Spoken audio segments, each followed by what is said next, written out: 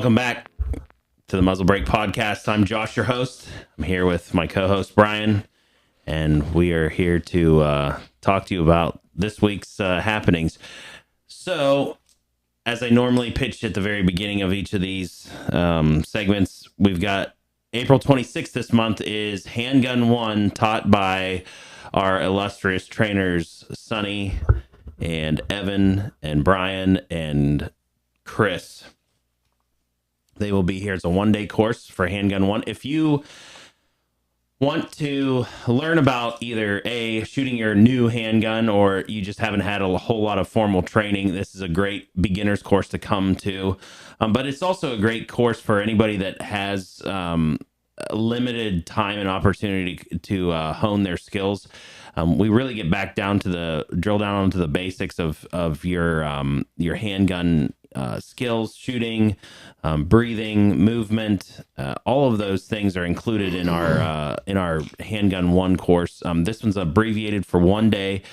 Some people were having a hard time making it for the two-day course, so we've boiled it down to 1 day for now, and we will offer some 2-day courses in the near future. But April 26th, you can go on to griffinarms.net and sign up. There's limited spaces just because of the amount of people that we can have on the range at one time. 20 is uncomfortable. 15 is like our comfortable sweet spot that we try to shoot for. So there are only 15 spaces available. So please sign up quickly, because there is definitely demand for this class, because it's a great intro to handgun, using your handgun and doing all of the things that you basically need to do to defend yourself. So then following that, next month, May 17th and 18th, is Don Edwards Green Line Tactical. It is a focused red dot pistol course, and we've already got people filling that up. As we speak, you can go on to griffinarms.net or onto greenlinetactical.com and sign up for that class with Don Edwards. He was a Ranger Bat guy, really nice guy, really competent. He's coming in later this year to do the Night Fighter class that we're all really excited about. But this dedicated pistol red dot class is going to be really fun. May 17th and 18th. And then the next month, I'm only going to go 3 months in advance for you guys, because I don't want you to get lost in the mire. But June 21st and 22nd, KJ Kim will be out here doing an all-female concealed carry course. That's all female, no men. Just the range safety officers will be here. Yeah, just us will be, making sure that nobody shoots each other. Again, we're trying to keep the class sizes small. That is a 2-day course, the 21st and the 22nd of June. Please sign up and be ready. I actually want a caveat to that, because I was talking to a guy at work today. Mm-hmm. His wife, they're older. Mm-hmm. I think that women concealed carrying gets overlooked so much. Sure. And I do think that a lot of women out there would conceal carry if they were taught more, prevalent, more prone to being able to, learn the mechanics of a gun. And I was talking to the dude at work today, and I was like, if you understand the basics of a firearm, and if you understand that there's a firing pin, you have to rack around, the simple basics of safety of a firearm, you should be comfortable enough to carry one in your purse, your car, with your kids, all, you know what I mean? Some of these women, I think, are so, I don't want to say scared, but almost oh my God, it's a gun. You know what I mean? Yeah, I mean, I think women, definitely women have the drive to nurture and protect. Men have a different drive to conquer and protect.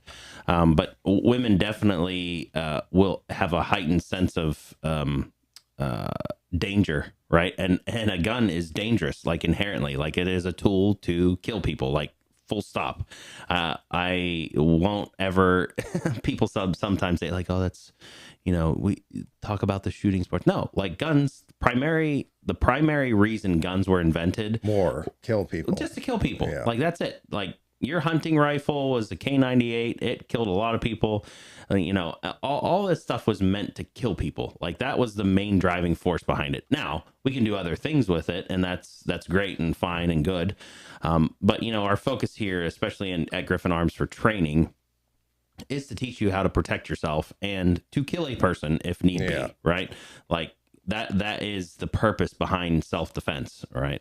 Now it's not always going to be people, but if you're in a situation that you might be, you're physically harmed, that is the 100% motivation behind all of this, the CCW classes, to make you feel comfortable and not afraid of the very dangerous thing that is riding either in your on your person somewhere, you know. So yeah, I mean, I think that you're right in that assessment, but I also think that women have the hardest time concealed carrying because their clothing isn't, you know, it's not set up to, you know, you're wearing a hoodie, you know, like that's like your MO. Like you're gonna wear a hoodie and you could keep a freaking shotgun underneath of a hoodie. I wear jeans and these black t-shirts. Yes, I buy them in bulk, guys. I don't wear the same shirt over and over again. It's just I have 50 of the exact same shirt because like my autism won't allow me to like venture out into any other like things. Even when I'm wearing a long sleeve shirt, I've got one of these black t-shirts underneath of it. Yeah, it's just one of those things where women's clothing is form fitting, and their concealed carry holsters that really affects. Like if you want to wear a dress, like I think that concealed carry shouldn't affect necessarily your lifestyle or what you want to wear. I mean, it'll affect it in some way, shape, or form, but there's got to be, you got to know the options that you have out there. And so some things are going to be more convenient to conceal carry with, and some things are going to be less convenient. Kim does a wonderful job on her Instagram. Talking about these things and posting videos about different ways to conceal carry. It really is interesting, and I'm glad that that there have been females to take up the call to teach other females about appropriate ways to carry and what's convenient and what's not, because I just myself, I will never have that experience, you know, and they experience the world in a completely different way than you and I do. And so, you know, it's great to encourage these women that are taking up the mantle of teaching, you know, and like the Spirit Systems guys talk about, anything like involved in clothing or gear or equipment or anything, it's very tribal. So all of that stuff develops in pockets around the country as far as like methods and the ethos of how you carry or how you use your gun in defense. It all boils down to what your environment is. You know, we live out in the middle of pretty much nowhere, and so to carry a rifle in my truck, to carry a handgun on my side is not something that's a negative, because I just don't have a lot of interaction with people on a day-to-day basis. Now, like from where Kim comes from, I think, you know, she's in a much, I think she's outside of Philadelphia somewhere. So yeah, metropolitan, suburban, urban area, you know, where you've got a lot of contact with people. Yeah, you got to be a lot more conscious about printing, availing yourself of, you know, whatever. I don't want to steal her thunder. I'm hoping that we're going to have her on the podcast next week so she can talk more about that.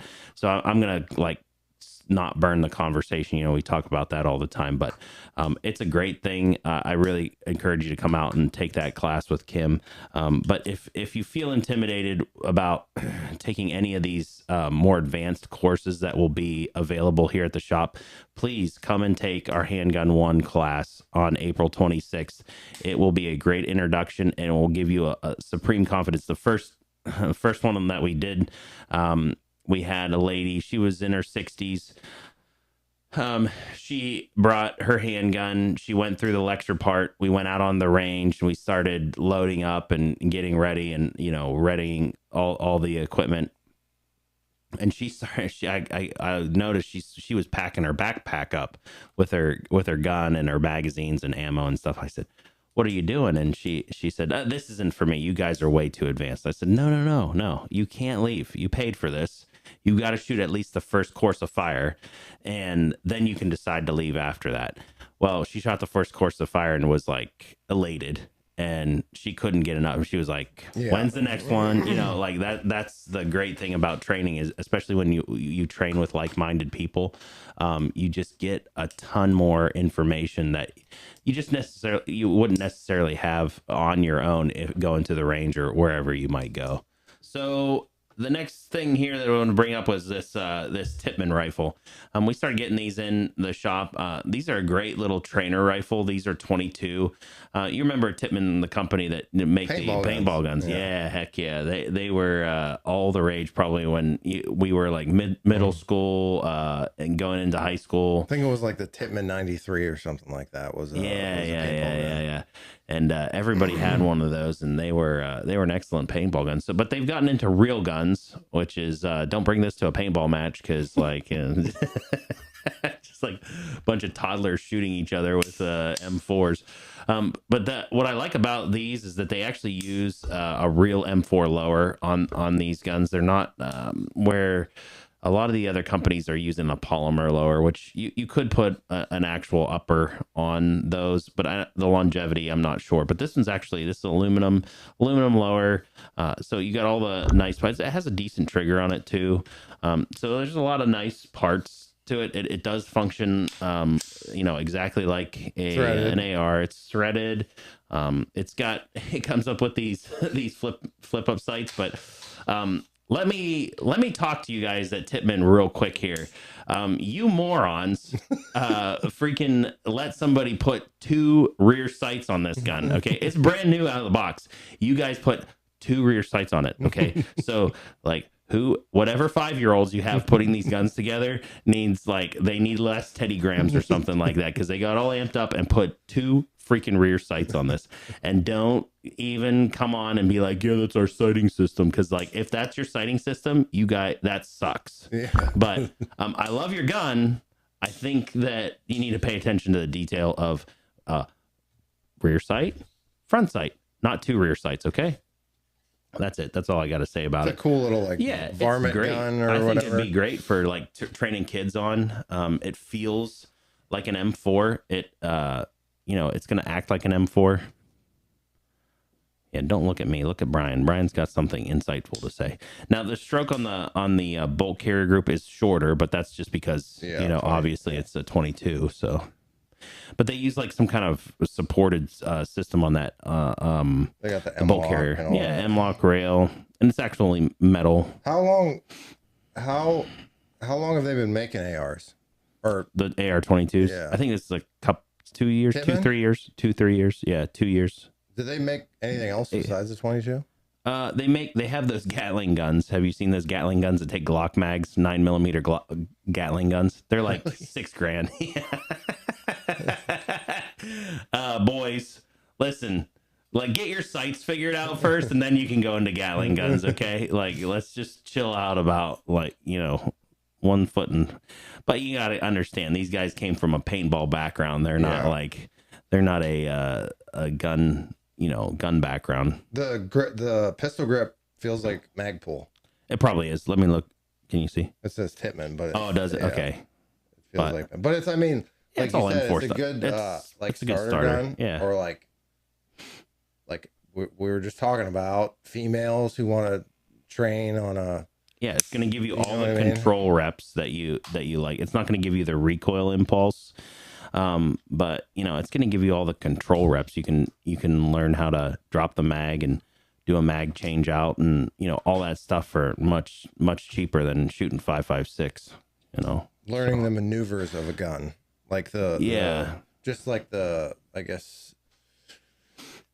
Once you figure out how to use an AR, and again, this was another conversation at work today. Once you figure out how to use an AR, it's like second nature, because like you can pick up any AR and You know what I mean? Yeah, Mechanically wise. Yeah, it's the same. Yeah. There's a universal commonality with all this stuff. There are some, you get into all these ambidextrous lowers and things like that, which it's fine. That's more of a convenience. And your little tiddlywink stuff that Magpul puts out, like your bad lever and all that stuff. You know what I mean? It's just like ornament. You know what I mean? They're the ornaments that you put on your tree. Yeah. Some people like them, some people don't. Yeah. It's all shooter preference. Yeah. Of like I am a big angled grip guy. Forward angle. I like the forward angle grip. Some Peter might be a gangster grip guy. Yeah. What do you like, Peter? I don't like the forward angle. The gangster grip. Gangster grip's like it looks like a little post. On the forehand? Yeah. Yeah, I like it, a little bit. Yeah. Not a lot.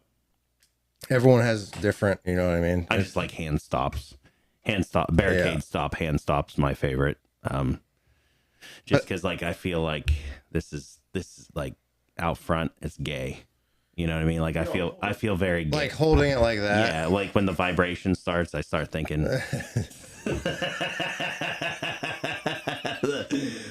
But back in the day, back in the day when that shit came out, that was cool. Like that was like, oh man, look at this sweet grip. I don't have to hold the handguard anymore.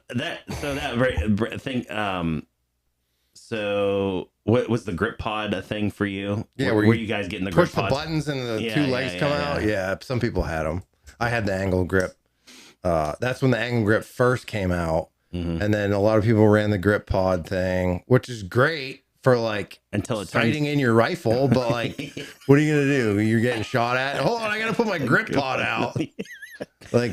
I am Optimus Prime. Yeah. And it was long, dude. It was like long. The only good thing is that you could run. The only good thing about long, we call them gangster grips, but the only good thing about a long forward grip is that you can run your pressure switch on the forward grip. Yeah. If you're not a handguard guy, get some more squeeze time in there. Yeah. And then they have like natural to me. You ever seen those double pressure switches? It's like a box, but it has two different buttons. Yeah. Those One are for nice. like your IR identifier, and then flashlight or whatever. Yeah, those are cool. But yeah, I mean, there's so much shit you can put on a rifle, and then again, everyone has like, Ruger's the best, Sons of Liberty's the best. They're all good. Yeah. They're all gonna shoot. They're all gonna, like, the normal everyday dude is gonna put like 1,000 rounds. If he comes and takes a course, he's gonna put 2,000 rounds through his gun, in its lifetime. And most guys are gonna be okay with just some really normal stuff. Like a $600 AR, and I would argue this. I would say like your mediocre ARs would cost what, $600 to $800. Medium. The medium grade stuff that you just sub 1,000. That's then decent. Spend the money on your optic then. You know what I mean? Like, don't buy cheap shit. If you get a mid-tier AR, you should definitely buy a decent optic for it. And it just makes me laugh about all the hate on all of these different like. Somebody's trying to make a living, and you guys are out there just all like shitting on everything that could possibly be made. The gun industry is literally like the worst industry to be involved in, like, because it's just so self-critical, which I don't. It's a double-edged sword. It's a good thing and a bad thing. It's a good thing because it pushes all the manufacturers to be better and do better, but it's also a bad thing because we're almost like eating ourselves. You know what I mean? And it makes it tough when there's not the newest, latest, greatest thing out there available, and then everybody wants that and they want to dump on all the things that are just normal, and you probably going to serve you very, very well. So yeah, that always makes me laugh. It's just like the gun industry. It's like, Brian, you're on deployment. You guys, like, how often did you shoot your weapons? Like at the range or like in combat? In combat. I mean, anytime we got shot at. Okay, but how often was that? I mean, you would be the extreme example. You would be the extreme example of engagement, right? Like you would be one of the more extreme, like a very small percentage of the armed forces actually fires their small arms anymore. You know what I mean? It's going to be some kind of a missile, some kind of, weapon system, cruiser weapon or something like that you're going to engage, or drones or something like that. But you got to actually shoot your firearm in combat. And so how often was that? We shot him more at the range. I get that. Like, I understand that. But like what I'm saying, in country. No, I understand that. I get that. I understand that you shot more, preparing for missions than you actually did during a mission. But like, how many times would you say? A dozen? Yeah. How many missions did you run? In the hundreds. Okay. 100. So and out of like 100, let's just say over 150, just to be conservative on 2%. 2% of the time. Yeah, it's like. So you're talking about maybe 500 rounds? Not even. Yeah. You know what I mean? Because like usually what happens is like you show up, like you get this guy on this bolo list, and you show up at his house at night when he's not expecting you. Yeah. Like he ain't gonna fight. Yeah, you go into the mountains and start walking around, then you're talking a different tune. Okay. But still, like in a firefight, did you ever look down at yourself and you're like, how many mags did you carry on your plate carrier?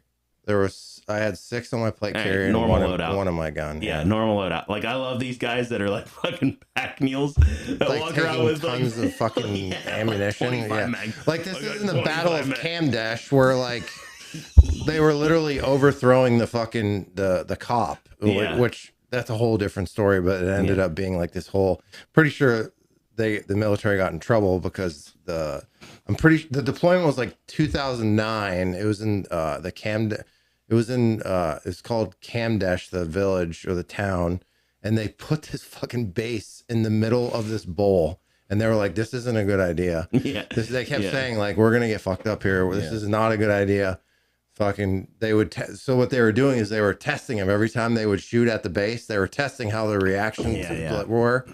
Then they showed up with 300 people. And they basically that's where that Clint Romachet got the Medal of Honor, and then the other guy got the Medal of Honor. But yeah, like that is like a different story, you know what I mean? They're only gonna attack you if they know they have the upper hand. Sure, yeah. Or like but ambush or whatever. So like in all of your experience and all of your times and whatnot, did you ever have any of your teammates or did you ever like look down at your plate carrier and think, oh, I'm running low on ammo? No. No. Like I mean, we think about stuff like Band of Brothers where they legitimately were short on ammo going into a fight. That's a different style of warfare, and I'll fucking 100%. Argue that shit till the day I die. You know what I mean? Well, but like they still had less of a loadout than what we carry now, like 100%. But like they went to the Ardennes forest and started running out of ammo, and I think that's what panics a lot of people. So they think like, oh, I got to keep like all of these magazines on. Like if you're going to respond to something in your house, you're probably going to have like 60 rounds, like 2 mags, like if that. One tucked. If it's 2 o'clock at night, I'm just grabbing my rifle. Yeah, grab your rifle, like fucking, and like one in your Fruit of the Looms, like like they'll be. It's like, not like I don't know. Some people go like with the belt fed is different because you're carrying with like they have like a nutsack that go on the bottom of it, and you have an AG assistant gunner that's carrying rounds for you, because that's like your most casually producing weapon is a 240, like on foot. You know what I mean? And those will also take a stick mag if you decide that you need to. If you needed to, you could dump a stick mag into that. Yeah, and if that's the case, you're in trouble. That's terrible. Yeah. You're like in really bad way. There was probably like, I mean, Fallujah. Yeah, that was horrid. That Camdash place I was talking about, and then what everyone knows who watches military shit is Netflix did a documentary on the Korengal Valley. It's called like, I think it's called Korengal. There's one called Korengal, and there's another one called the Hornet's Nest. If you haven't watched it, you should watch it. It's actual footage. And those dudes were getting, I mean, hammered every day. Yeah. But But that's different. That's Yeah, different. You know, we're talking normal dudes that are having like normal life. Even if things went like completely sideways and south, it's not gonna be a free for all where everybody's just running around like killing each other. Yeah. Like it's just not gonna be that, guys. Like chill out. Like learn how to use your gun. It's you're more effective if you know how to use your gun than you are like loading out like complete total loadout and like all the coolest latest gear queer shit. Yeah, just get all the you know awesome stuff that you could possibly imagine. No, that stuff is gonna like it's gonna get in the way of like you operating the way that you need to. You know, I mean, I know that you know you and I both have rifles that we've set up like to a more extreme setup than what normal most people and you have problems with that stuff when you run it. Like it's just more things to fail, it's more things to go wrong. So like when you come to these classes, bring all your stuff. Like that is a great thing that Thunder Ranch does. Like Jack at Thunder Ranch, if you go onto his Instagram and watch all of his stuff, like it's all failure stuff. And like I was like probably one of the biggest posts that he had with a rifle that I spent like right before Hillary was supposed to be president. I dumped a ton of money in the like latest, greatest, awesome edge, you know, like upper and lower Geisley trigger, you know, Battle Arms developments, PDW lower, and like a Daniel Defense upper and an ACOG and a Trigicon, you know, RMR on top of that. And I had like all this crap and I shot, I took it out once, shot full like 1,000-1,500 rounds, did my own stuff. So I probably had like 3,000 rounds through it. And then like the second time I took it to Thunder Ranch, it took a royal shit and just complete stoppage where like I would have been dead in the fight. Like they like completely disassemble the gun to get it back together, and I still didn't have all the pieces, and I ended up having to switch out a gun. So like, yeah, come out and just take these courses, not just for your own education, but to watch your stuff come flying apart, because it happens even when we're doing classes here with other people. Stuff starts going sideways, and it's awesome to see, because then you get to reevaluate, you know. Was there anything like when you were out on deployment that you ran into that you were like, oh, Dude, this sucks, like this thing like sucks, extra batteries and like just like stupid shit, like yeah, but you probably like, I could see that like if you got cut off or something, you would want to have that kind of stuff. But like if you're around your homestead, you're probably not going to need a whole as far as like stuff. dumb shit that we carried. I mean, it all had like a purpose. I'm sure it's all like in 5 years gonna give us cancer or something, like some sort of like, we would carry like a jammer. One guy would carry a jammer on his back. It's like, dude, there's no way that can be good for your body. Like, I mean, we had like this team come with us, and I'm not trying to sound like cool guy when I say this, because I don't know if they're still using this type of shit, but it was like a form of tracking like somebody's location, but there was a machine that you could track people's movement through like their cell phone data. Okay. And it would literally like, we'd be like, okay, he's in this building over here, and it'd be bing, bing, bing, bing. I'm getting a strong signal. He's here. He's here. Yeah. Hot, cold. Yeah. Stuff like and they were attached to us basically the whole deployment. And I think the most like coolest thing was like the fucking dog. Oh, The dog, like when you have that dog out in front of you and it's like smelling for bombs and shit, there's a little peace of mind that like, like, okay, like maybe this dog will pick up something that's not going to blow me in half, but like, yeah, like that guy that was talking about how his grandpa would send him candy, and he would stuff his cargo pockets full of candy, and he would throw like we would come to an alley and he'd throw a handful of candy, so the kids would run and get it and clear, and it would be okay, or they would stop and he knew not to go down there, or if they didn't know and they ran out and they got blown up, it doesn't matter. And like other veterans will be able to people that deployed will be able to like did that type of shit, they'll be able to like caveat onto this. The kids would tell a lot. Oh yeah, a lot. Yeah, They'd be like, "Hey, is there is there an IED around here? Then they would like, some of them would play like hard to Maybe. get, and I'd be like, pen? Vic. You want this pen, don't you? Ballpoint And pen. then 9 times out of 10, they would be like, yeah, over there. Really? Yeah. But it's just, I mean, it's the Wild West. So we need to get to one of our best segments of the show, and I don't know what we're gonna do after how many weeks do we got left? 2? So like 420. 2 weeks. So we got 2 weeks left to finally crack the case of what Peter gave up for Lent, and it's not hookers because he took one home the other night. It's not alcohol because he was drinking and driving when he came here. It's not not snuff. blow. It's not Coke blow. Zero. It's not blow. Because he was doing freaking booger sugar on the soundboard over there like 2 weeks ago. So what? So Peter, still not going to tell us, huh? Oh, okay. Well, did you have any? Was there any activity this week in the world of Catholicism? Like, what? We never got back to like El Papa, and is he like alive or dead, or is this like Weekend at Bernie's?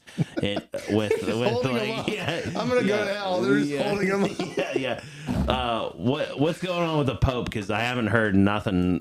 Once Lent started, they basically gave up the Pope or something like that. I'm not quite sure. Yeah. I think he's out. I think. You think he's dead? No, out of the office. What did he have? What's the most? Oh my goodness. Weekend at Bernie's. Dude, I just in a forgot about plastic those shows. Like Peter, you're not switching over to Brian's laughter at all. No, you're done. You're done with us. Oh my God, that was funny. He's packing it up. Okay, Peter, come back. Come on, don't stop being our producer. So did you? Nothing else. I'm legitimately asking you. What did you have for? Oh, you. It's not. What did you have for dinner last Friday? Remember the fish with the hair in it. Oh, it was the fish with the hair in it. Yeah, It was the fish with the hair in it. What that? Sorry, our episodes. My sister likes to. She does the editing to all of this stuff, and she started her job. She's like been in a bad sort of way, but she started her job back up this week, and so I just want to shout out to her and Sarah. I appreciate this. You do a really good job dealing with all of our nonsense. But so these episodes are probably going to get released really quickly to each other, and I just couldn't remember that you'd already talked about that hair story at your cousin's bar. Is the I deal with a lot of nonsense as well. Peter, nobody cares about your feelings, okay?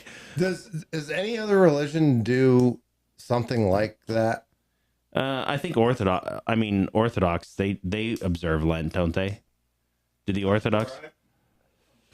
I think they do. They have a little bit of different calendar of events. It's all the same this year. It's synchronized, huh? Like Christmas and everything. Easter is. Oh, okay. But like Christmas isn't. Christmas is always after the New Year for Dude, you should have seen Orthodox. it overseas when it was Ramadan, dude.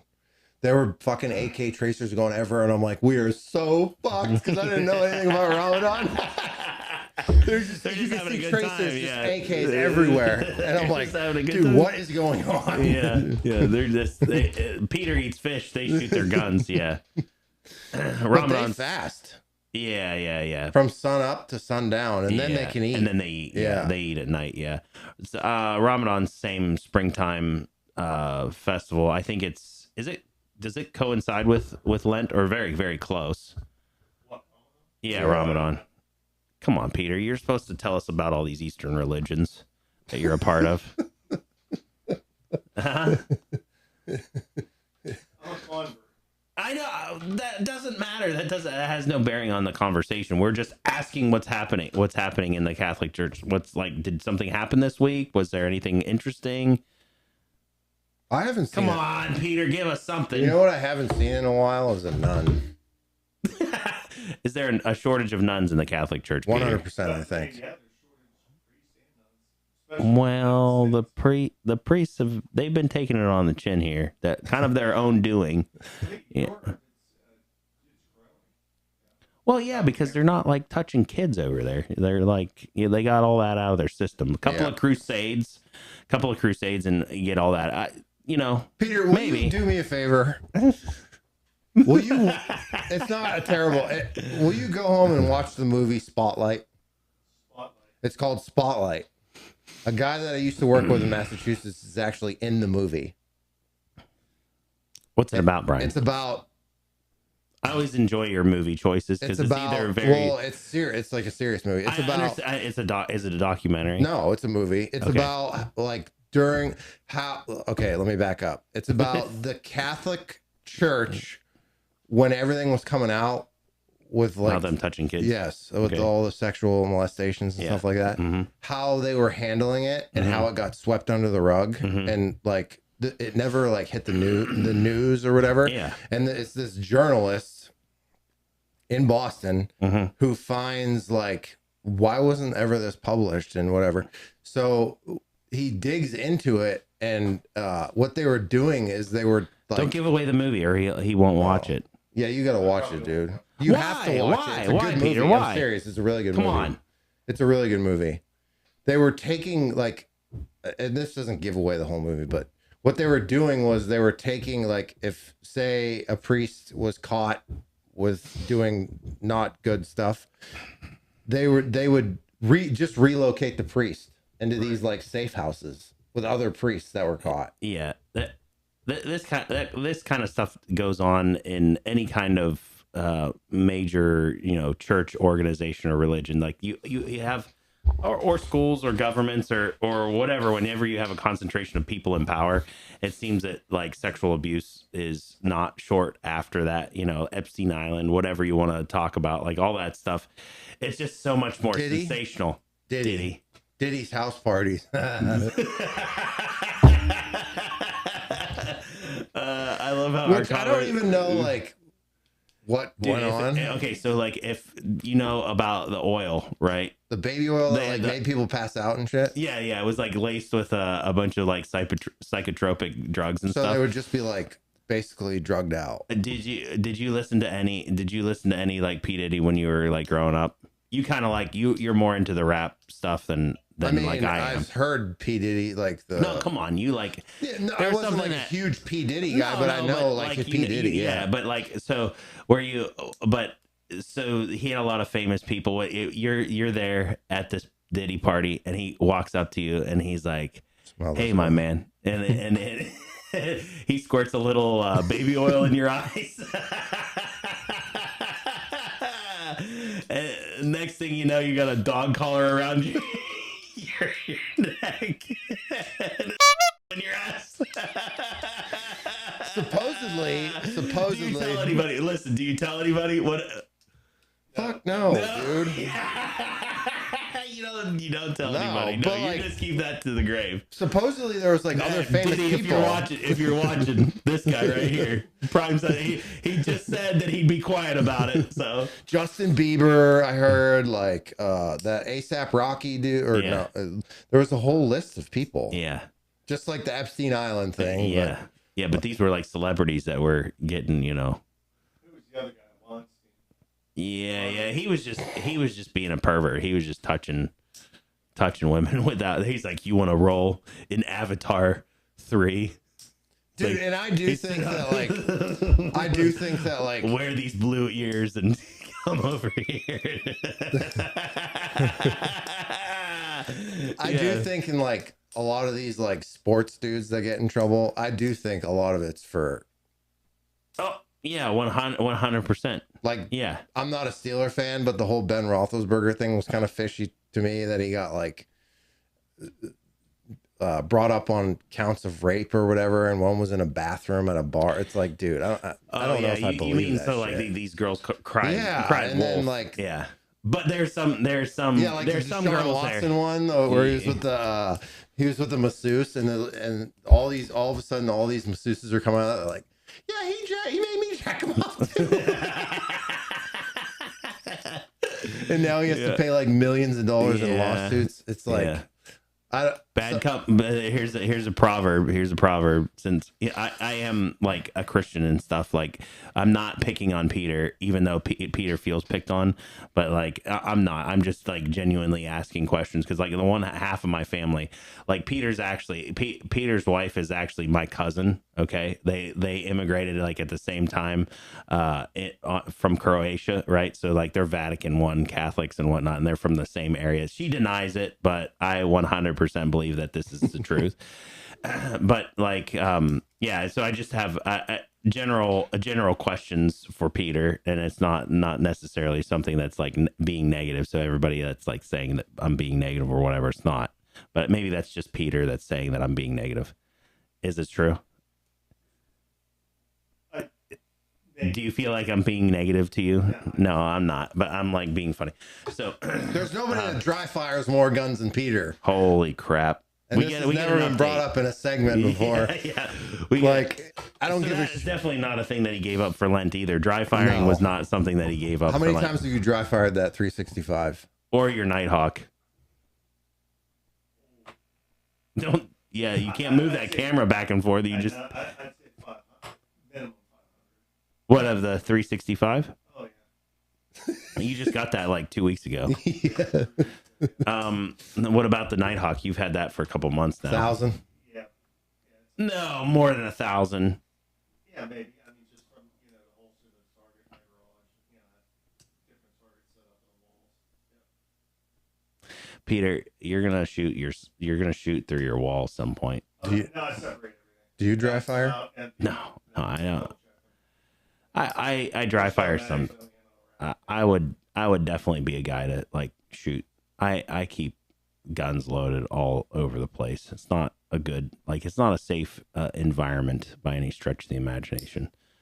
So like I don't trust myself. I just go out and live fire on the range because it's like so convenient. And right now, like I just live fire a lot, like more than most people.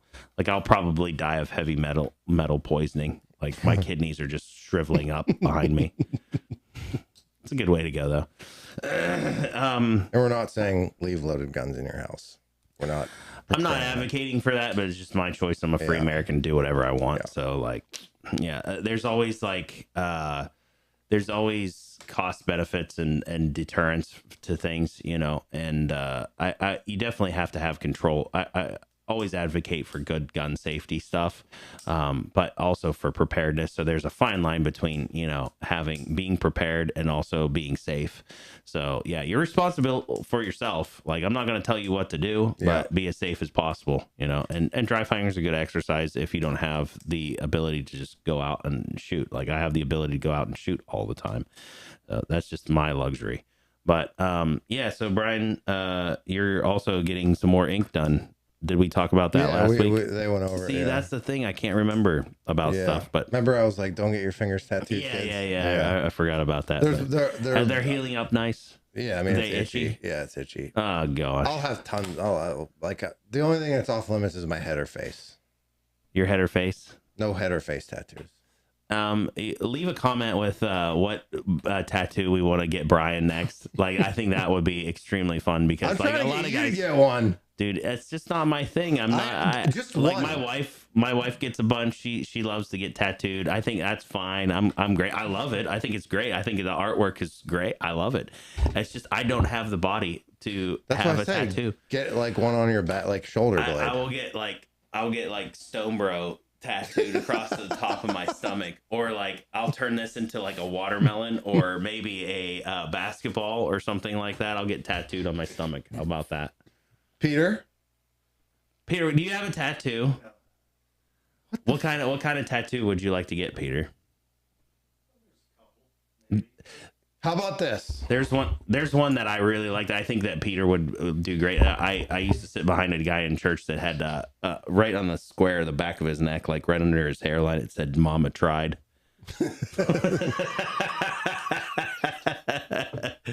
I always liked that tattoo. If you guys get a tattoo, cool. I'll tattoo my junk. It could be the smallest tattoo. But listen, but like on the shaft of your penis, is that what it, or on your like ball sack? No ball sack. No ball No, sack. so ball. I think the ball sack would work, like be way. That's not nearly as sensitive. Yeah, but like it's all crinkly. Yeah, but you could get like you could get some kind of like ancient letter that was like some kind of like dead sea scroll on your ball sack and like make it look. Yes, let's be a treasure map like to your inheritance. You just like, oh, dad, give it to your kids and to stretch out to find. By the time I'm 70, they'll be able to stretch it out like this far. Yeah, scroll. It's the one Nicolas Cage was looking for on National Treasure.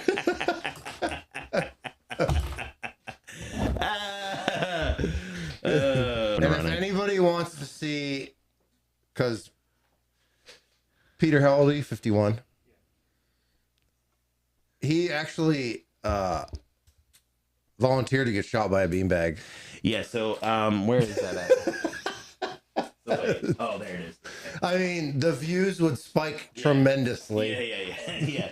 So we do have this non-lethal round that was left by a law enforcement officer, and we do want to use this on either Peter or somebody that is qualified to get shot in the back with one of these things. Okay, and so if you want to come to the shop and get shot with this thing, please let us know in the comments. We'll give you like a free hat or something like that. Or if you really want to see Peter get shot with this, please, message us in the comments about that. We got a petition going, Peter. Peter, you're like so quiet today. Peter had a bad day at work, and I'm trying to make him laugh, but it's not working, so I'll just probably shut up. What's that? Not enough sleep. Okay. So yeah, and then I guess the only other thing I was gonna talk about, like if you guys go watch my wife's Instagram, we had a calf go sour. She's Coffee Mama 3X on Instagram. We had a calf go sour on us to get birthed into the mud. So it's birthing season here, starting to get on the edge of planting season. You can go watch all that drama if you want. It's always entertaining and interesting. So, but we're coming to the end of our time, and my list is about ran out. It's amazing. We get on here and we talk about essentially nothing for like 45 minutes. But I really do appreciate you guys watching, and if you watch to this point, like and subscribe. Tell your friends about it. Muzzle Break Podcast. We really enjoy just doing this and talking a little bit about the gun industry each week, and just giving you some insight to the lives that we live here at the shop and at the homestead. So appreciate you guys tuning in. Make a shout out in the comments. Just tell us where you're from and where you're listening from, and if you like it or not, give us a thumbs up. So thanks guys. So we'll see you next week. See ya.